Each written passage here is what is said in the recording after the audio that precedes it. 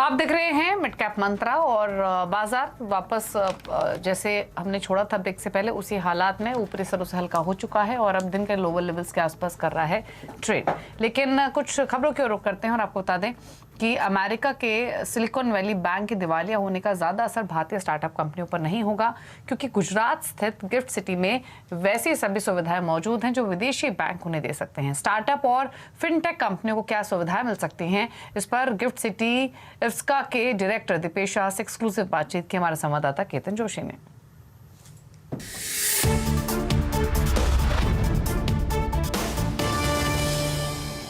भारत में स्टार्टअप का इकोसिस्टम धीरे धीरे डेवलप हो रहा है। कुछ कंपनियां हैं वो बड़ी हो गई है, लेकिन भविष्य में भी जो स्टार्टअप है वो फॉरेन फंड के ऊपर निर्भर है। उनके लिए क्या भारत में कोई अच्छा विकल्प बन सकता है, ये जानने के लिए हम बात करते हैं IFSCA के डायरेक्टर दीपेश शाह साहब से। सर बताइए कि क्या गिफ्ट सिटी कोई जरिया बन सकता है? जो स्टार्टअप है फॉरेन फंडिंग के ऊपर काफ़ी निर्भर रहते हैं, अचानक उनको मान लो फंडिंग नहीं मिलता है तो फिर क्या?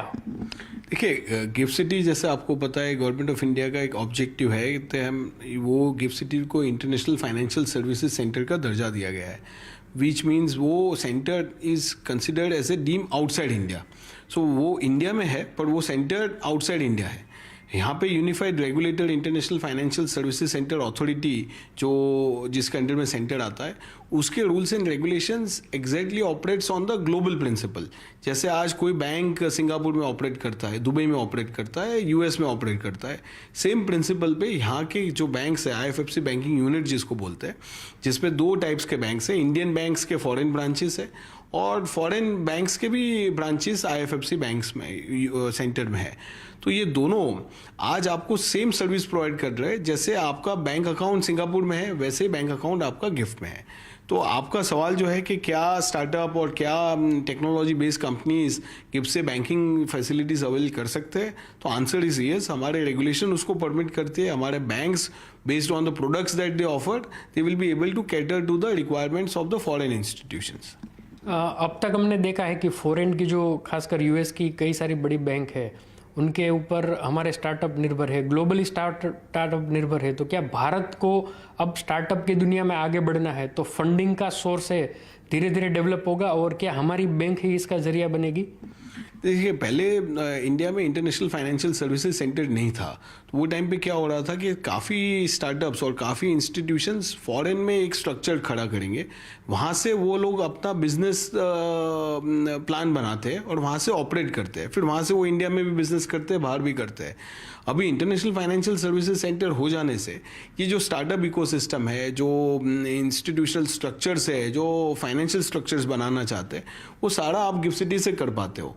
तो आपका जो सवाल है कि क्या स्टार्टअप के लिए बड़ा इकोसिस्टम बन सकता है, yes, gift city can be a very big startup ecosystem. हमारे प्रमोटर्स के लिए IFFC is as good as an offshore centre, तो उनको सेम प्रिंसिपल पे जो बाहर ऑपरेट करते हैं वो प्रिंसिपल पे वो अपने स्ट्रक्चर फाइनेंशियल सर्विसेज के यहाँ से कर पाएंगे। क्या कुछ बैंकों ने अप्लाई किया हुआ है इसके लिए?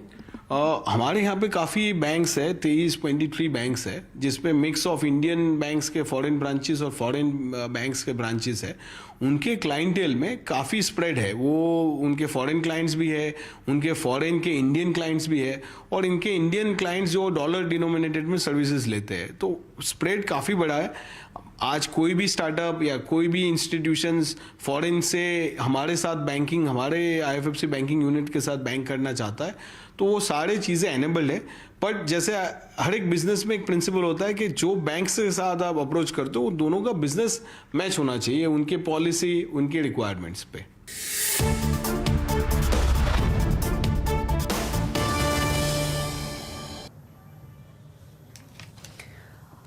अब आगे बढ़ेंगे और अब बात कर लेते हैं खिलाड़ी नंबर 1 के अपडेट की। और इस हफ्ते जो मुकाबला हो रहा है वो 3 खिलाड़ियों के बीच में है, रत्नेश गोयल, अमित सेठ और आशीष क्याल। पहले लेकर आते हैं उनके पोर्टफोलियो के अब तक की अपडेट की क्या चेंजेस उन्होंने पोर्टफोलियो में किए हैं। तो पहले एडिशंस दिखाता है। अमित सेठ ने ऐड किया एक स्टॉक, वो है गॉडफ्रे फिलिप्स का, और गॉडफ्रे फिलिप्स में खरीदारी की सलाह 2100 के टारगेट, 1875 का स्टॉप लॉस, 1929 पर फिलहाल ट्रेड करते हुए। रत्नेश गोयल ने भी एक ट्रेड ऐड किया है, वो है KPIT टेक का, यहाँ पर 950 के इनकी टारगेट से 740 का स्टॉप लॉस, फिलहाल 830 पर ट्रेड कर रहा है, तो ये एक बाय कॉल है। तो 2 एडिशंस दोनों गेस्ट की ओर से हुई हैं। आशीष क्याल ने बुक किया है प्रॉफिट जीएमआर एयरपोर्ट्स में, खरीदारी की कॉल थी उनकी। 41.9 पर उन्होंने एग्जिट किया है, 44.5 के हालांकि उनके टारगेट थे। अब दिखाते हैं रिटर्न की स्थिति और तीनों ही खिलाड़ियों के बीच में क्या स्थिति फिलहाल बनी हुई है मुनाफे के मीटर में। ऑल्दो आशीष क्याल रत्नेश के पोर्टफोलियो ने अच्छे रिटर्न्स अब तक दिए हैं। लीड आशीष क्याल कर रहे हैं 10% से ज्यादा के रिटर्न के साथ। रत्नेश गोयल का पोर्टफोलियो 8.5% का रिटर्न दे रहा है। अमित सेठ का पोर्टफोलियो 0.5% रिटर्न लेंड कर रहा है, लेकिन आशीष और रत्नेश के पोर्टफोलियो से काफी अच्छे रिटर्न आते हुए। रुक रहे हैं इसी के साथ एक ब्रेक के लिए। ब्रेक के उस पर आप देखें न्यूयॉर्क कंपनी में बातचीत करेंगे क्रिस्टल के सीनियर डायरेक्टर मोहित मखीजा से एक ब्रेक के बाद। नमस्कार।